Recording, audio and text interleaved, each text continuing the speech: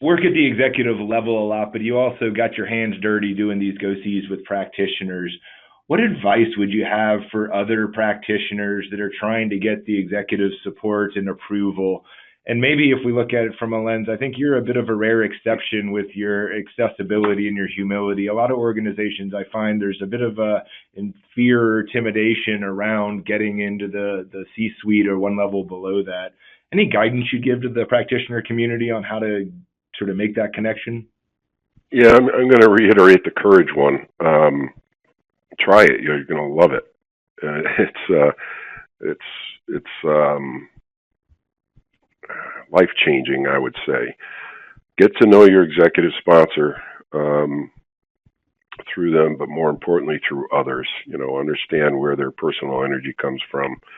I told the story. I used the name Jerry as one of the executives, but the change manager came back to me after and said, "Oh my God, Bryan, you wouldn't believe how well he responded when I brought all that energy up front into it." So really knowing them and saying, "Can I be straight with you? If you don't feel like you can just start being straight with them, can I be straight with you? Because it's ultra important for the success of this project. I need you to understand certain things and where you can be a tremendous leader for us." Who the heck's going to say no to that? So I have to say that on top of really partnering with your project manager, especially if in your organizations the company didn't take the approach we did, which was to certify those project managers to make it easier for our change managers to operate. You really need to spend the time with the program managers, educating them on what you've learned and where you need to make the most critical parts within the project apparent. So I don't know if that answered the full question. Scott, you can ask. Yeah, no, I think you hit the nail on the head with it. I mean, I love this sort of courage, and if you give it a try, you'll be shocked with how well it works. I also think not getting blown over with the very first no you get.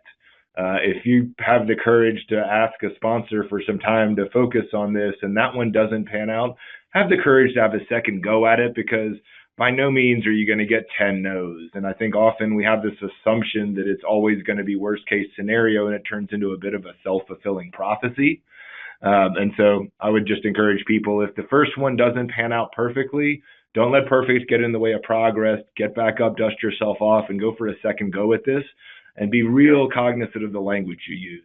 The more we can adapt the language to talk about, mission critical execution risk, as opposed to stakeholder management tools and communication plans, I think that also is a key piece of this.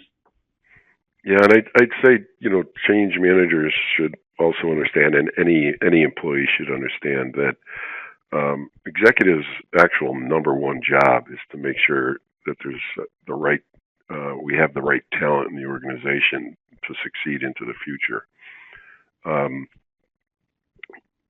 Don't send an email to the executive saying you'd like to talk to them about the project.